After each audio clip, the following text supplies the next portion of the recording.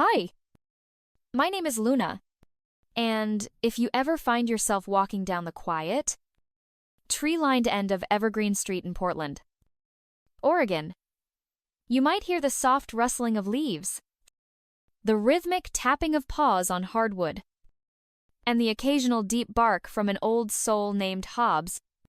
That would be my house. It's a cedar-sided two-story I've lived in for over 40 years. Built by hand, well. Mostly by my husband Daniels. Hands on a lot we bought with every cent we had.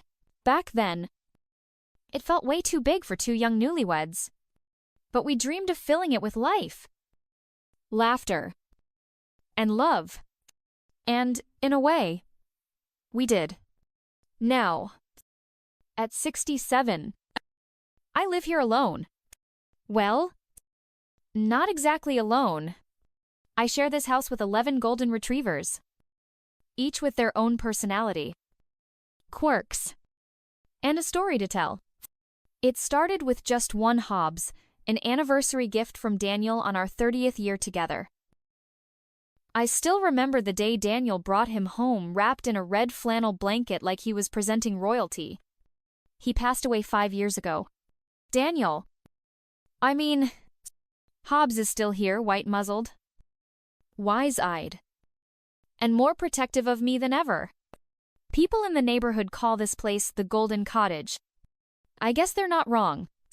My small breeding and adoption center, Golden Everglow, has grown into something far bigger than I ever planned.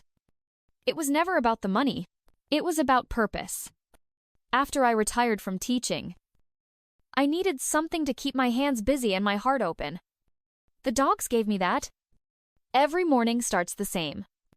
At 5:30, Hobbs gently nudges my shoulder. Not because he's hungry, but because he knows the routine.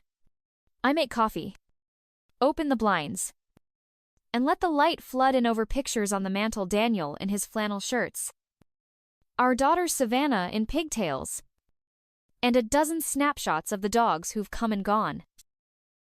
I keep the house spotless, not because I'm obsessive, but because when people walk through my door looking for a pup to bring into their family, I want them to feel the love that's layered into every corner of this home. The hardwood floors, the sunroom turned puppy playpen, the antique hooks where we hang leashes. All of it matters. I've built something real here. Not just a business, but a legacy. Something that matters. And for the most part, I've been at peace. But peace, as life always reminds us, never lasts forever. You see, last month, I got a call from my daughter Savannah. She lives in Seattle now, climbing the corporate ladder faster than I ever imagined. Her voice was unusually excited. "Mom," she said, "Preston and I are getting married, and we want to talk to you about something important." At the time, I had no idea that single phone call would change everything. The following Sunday, Savannah and Preston pulled into my gravel driveway in a sleek black Tesla. I watched from the kitchen window as she stepped out in high heels far too elegant for a Sunday morning. Preston wore a tailored sport coat and the kind of smile that doesn't quite reach the eyes. I met them at the door, wiping my hands on a dish towel. Savannah threw her arms around me tighter than usual. "Mom," she beamed. "This place looks exactly the same. It's home!" I smiled. "Come on in. Coffee's fresh. And I made your favorite lemon pound cake." As they walked in, Preston's eyes scanned the living room with quiet calculation.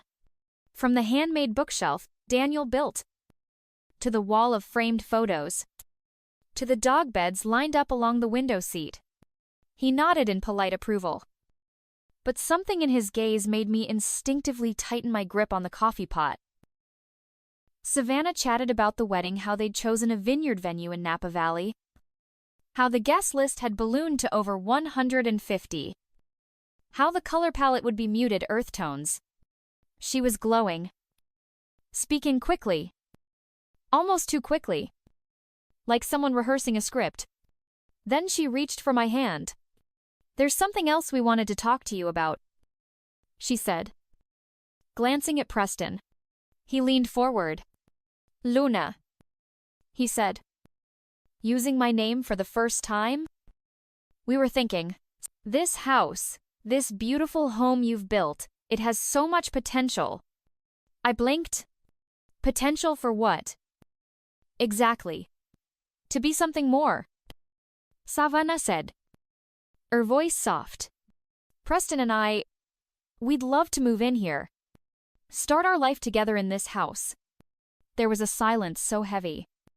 Even Hobbs stirred from his nap. You want to live here? I asked slowly. Savannah nodded.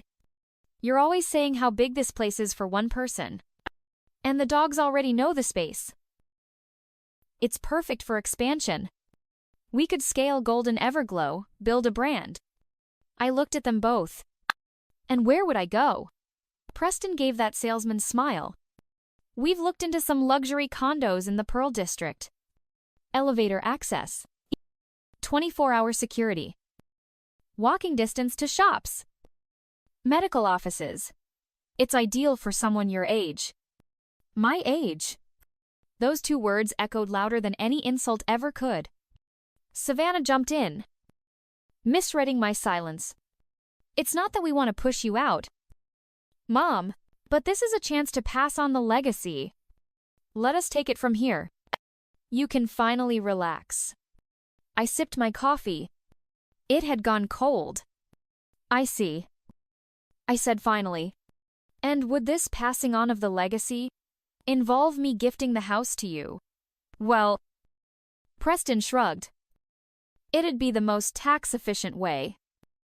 Especially with the wedding. Consider it a gesture, a generational blessing. I looked down at my hands. The same hands that once tucked Savannah into bed, that planted every rosebush along the porch, that had built this life from scratch. I smiled politely.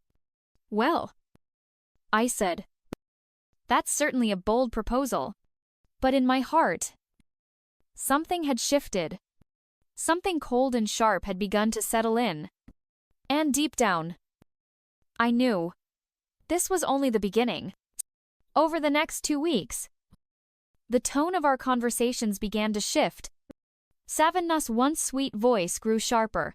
The daily calls that used to start with, "Hi," Mom now opened with, "Have you given it more thought at first?" I tried to laugh it off. "Sweetheart," I told her, "I've lived in this house longer than you've been alive. Let's not make decisions in a rush." But she wasn't listening. Neither was Preston. They began sending me emails, long, detailed ones, charts, Zillow listings, cost-benefit analyses comparing my old home to modern senior living solutions. Preston attached a glossy brochure for a downtown apartment building called Alder Heights, with photos of silver-haired people doing yoga and drinking smoothies. "I scheduled a tour for you," he texted one afternoon. "Just take a look. Take a look." I had half a mind to take Hobbs, march into that sales office, and let him decide if the place had potential. But I didn't. Instead, I sat on the porch that evening, watching the sun dip behind the trees. Hobbs rested his head on my foot, and the scent of lilacs drifted from the bushes I planted the year Savannah left for college. And then it happened. I overheard a conversation. Well, overheard might be generous. They were on speakerphone, and Preston didn't realize he hadn't hung up after calling me. His voice came through clear as a bell. "She's being stubborn," he said. "But she'll fold. She has no one else." Savannah's voice followed, tense. "She's not a fool, Preston. She's sentimental," he snapped. "That's not the same thing. If we push just a little harder, she'll cave." I felt my throat tighten. I ended the call quietly, my hand trembling. Stubborn, sentimental. They thought this was a negotiation, a chess game, and I was just some lonely old woman clinging to her past. That night, I didn't sleep. I stayed up going through photo albums, documents, letters from Daniel, vaccination records for every dog I'd raised. All of it told the same story. This home wasn't just real estate, it was a life, a hard-earned, carefully built, love-soaked life. The next morning, I called Joseph Bramley, Daniel's old friend and our family lawyer. "Joseph," I said, "I need to talk about my will." He paused. "Everything all right?" "Luna, no," I said plainly. "But it will be?" Within the week, we updated everything. The house would only transfer to Savannah under strict conditions, 5 years of occupancy before it could be sold. The kennel name, Golden Everglow, would be trademarked under my name, and the dogs protected under a separate clause. If they wanted a legacy, it would be on my terms.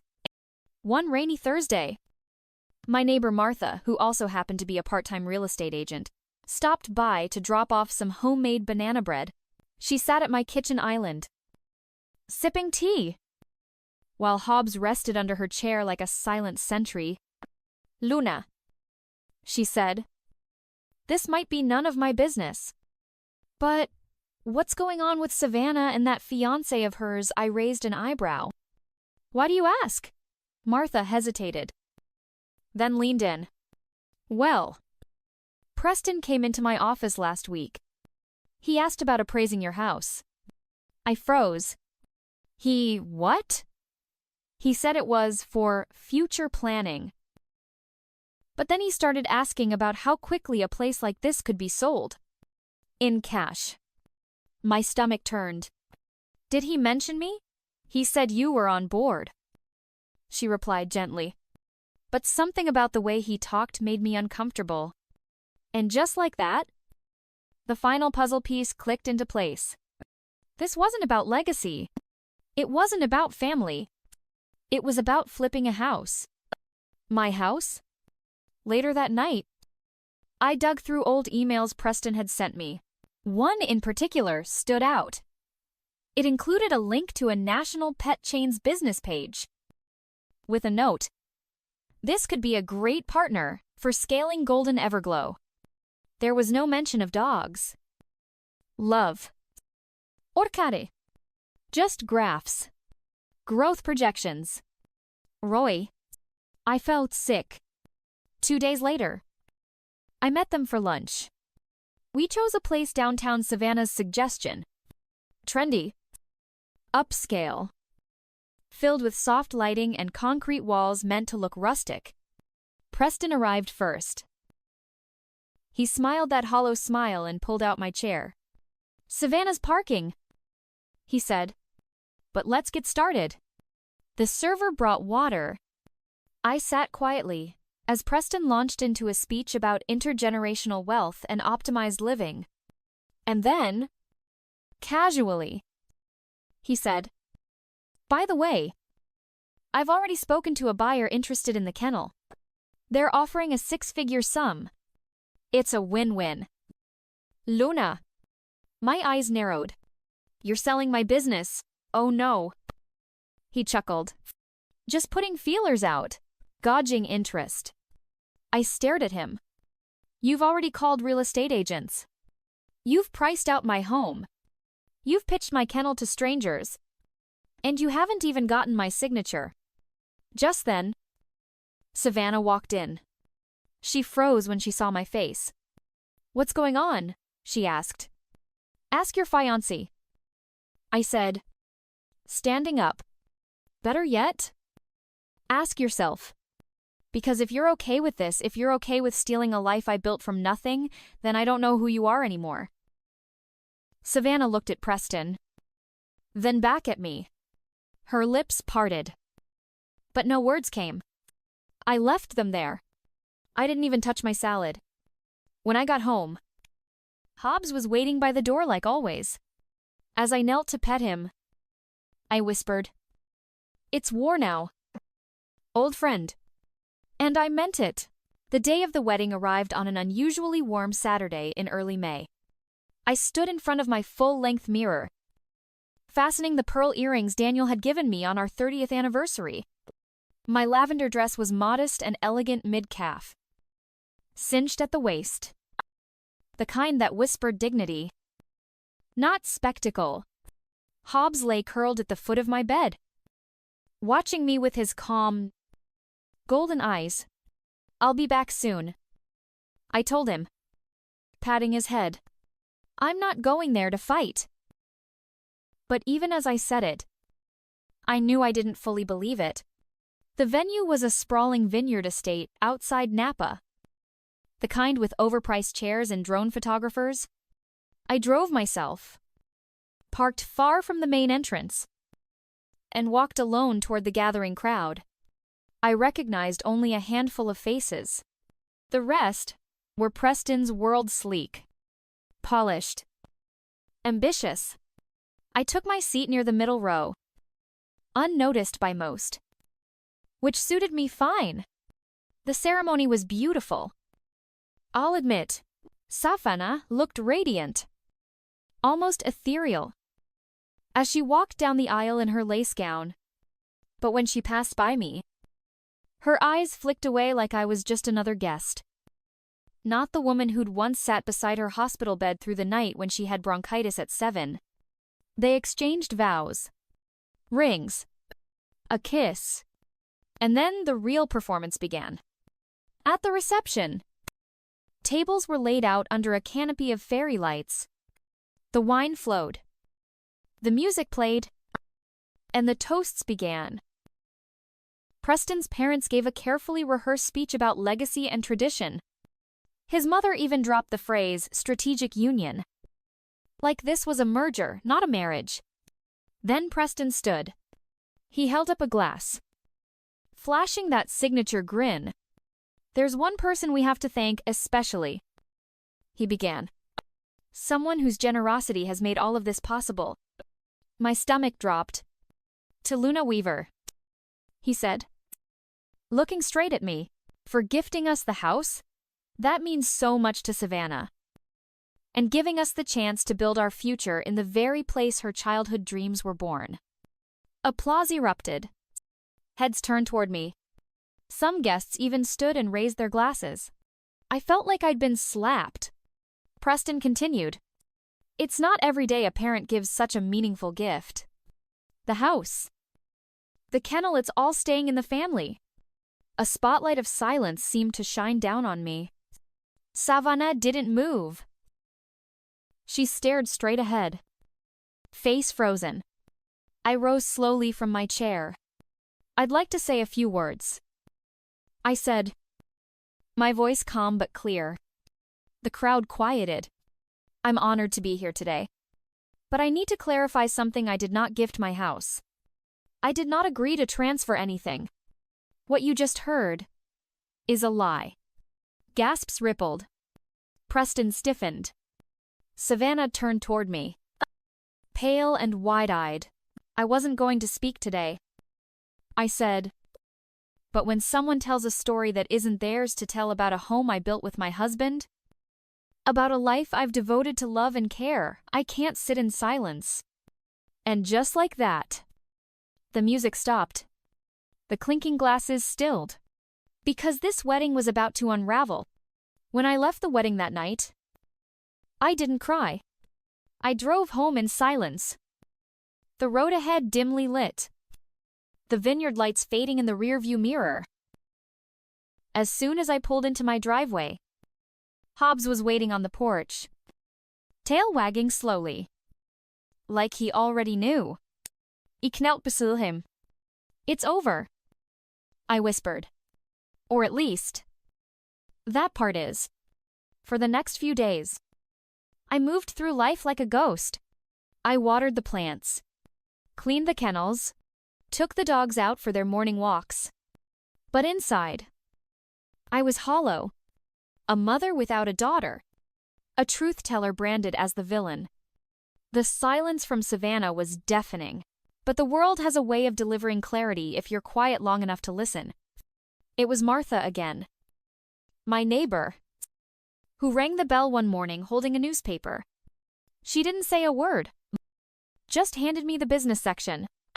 The headline read, "Real estate investor Preston Hale under investigation for fraud."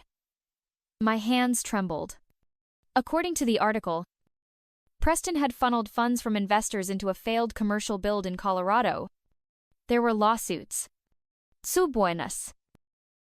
He was now being probed for multiple violations. I sat down at the kitchen table.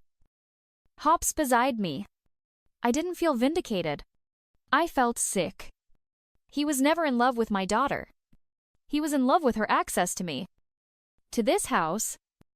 To what it could buy him. A week later, I mailed Savannah a letter. Not a lecture. Not an "I told you so." Just an offer. A financial gift, not the house. Not the kennel. But enough to help her put a down payment on a home of her own. It came with no conditions.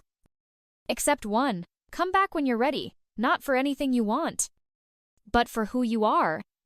No response. But silence is also an answer. So I focused on healing. Not just for me, but for the dogs. For the rhythm of my life. I scheduled more visits with clients. Helped a shy retired veteran adopt a 3-year-old golden named Daisy. I replanted the herb garden Daniel once cared for. And slowly, I began to laugh again. I wasn't naive. I knew scars like these don't disappear. But wounds close. Eventually. And when they do, something tougher forms underneath. Spring came early to Portland that year. The cherry blossoms bloomed fast. Almost impatient. And on one of those crisp April mornings, I took Hobbs to the park. We sat on a bench. His head resting in my lap. "Looks like it's just us again," I said with a small smile. He closed his eyes, breathing slow and steady. And for the first time in months, I felt light. I didn't lose my daughter that night at the vineyard. I lost an illusion. And in its place, I found something stronger. Myself. It was a Sunday in late June when the doorbell rang. I wasn't expecting visitors. The morning had been peaceful sunlight cutting across the living room. The scent of lavender drifting in through the open kitchen window. Hobbs was dozing by the fireplace, snoring softly, his paws twitching like he was chasing something in a dream. When I opened the door, my breath caught in my throat. Savannah. She stood on the porch in jeans and a wrinkled navy sweatshirt. Her hair, usually perfect, was tied in a loose bun. Her face looked thinner, tired, but her eyes still held that fire I'd known since the day she was born. "Hi," she said. I didn't respond right away. "I got your letter," she continued. "And I didn't know what to say. But I'm here now." She looked past me. Into the house. "Can I come in?" Before I could answer, a low growl rumbled from behind my leg. Hobbs. He stood stiffly in the hallway, his fur bristling, eyes locked on Savannah like she was a threat. He had never growled at her before. Not once. But in that moment, something in him changed. Savannah stepped back, startled. "What's wrong with him?" I bent down, gently placing a hand on his back. "He's protective," I said quietly. "And he remembers." Her eyes welled. "Mom, I'm not here to fight." "Then why are you here?" She hesitated. "I don't have anywhere else to go. Preston's gone. Took everything. My savings. My job's on hold. I need a place to stay. Just for a little while." I looked at her. Really looked. This wasn't a daughter returning home to make peace. This was someone trying to survive. And somewhere deep inside, I could feel that old ache, a mother's instinct to shelter. To fix. To hold tight. But I'd learned something since the vineyard. Love and boundaries can and must coexist. I'm sorry. Savannah, I said gently. You can't stay here. Not like this. Her jaw tightened. You said your door would always be open. It still is. I replied. But not to someone who only comes back when they're out of options. Come back when you're ready to rebuild. Not just your life, but who you are. Her lips trembled. She looked at Hobbs again, whose stare never wavered. I thought you'd be happy I came. I am, I said honestly. But not like this. She nodded slowly, blinking back tears. I'll go, she whispered. She turned and walked back down the path, disappearing into a beat-up sedan I hadn't noticed until now. No hugs. No promises. Just silence. Hobbs sat beside me as I closed the door. He let out a soft huff, then rested his head against my leg. She'll come back, I said quietly. When it's real. When it's right. And we waited. Not in anger, but in peace. Autumn came early that year. The trees in Portland turned shades of copper and fire by mid-September. The garden out back, Daniel's pride and joy, was lined with chrysanthemums and the last fading roses of the season. The air smelled of cinnamon and soil. Crisp. Clean. Honest. I'd settled into a rhythm again. Life had its own kind of music. Quiet mornings. Long walks with Hobbs. Training sessions with the new pups. Weekend visits from families looking to adopt. My heart still ached sometimes. Sure. But it was no longer sharp. It had softened into something more manageable. Like a scar you no longer flinch at. One chilly morning, I sat on the porch with a cup of tea. Wrapped in Daniel's old flannel robe, Hobbs lay at my feet, one paw lazily covering a chewed-up tennis ball. The sun filtered through the trees like gold dust, catching the steam from my mug and turning it into a dance of light. I thought about Savannah. No calls had come. No letters. But I hadn't stopped hoping. Not for a perfect reunion. Just for something real. Then, without warning, a car pulled up. Not Savannah. A young couple stepped out. They looked nervous. The woman clutching a small notebook. He carried a folder. Are you Luna Weaver? The man asked. I am, I replied, cautious but calm. We heard about Golden Everglow. The woman said, our neighbor adopted from you. She said you might be retiring soon. I raised an eyebrow. Did she? Now, we just wanted to ask. The man continued. If you'd ever consider mentoring someone, we've always dreamed of opening a golden retriever rescue. But we don't know where to start. I looked at them. Their eyes were earnest, young, but sincere.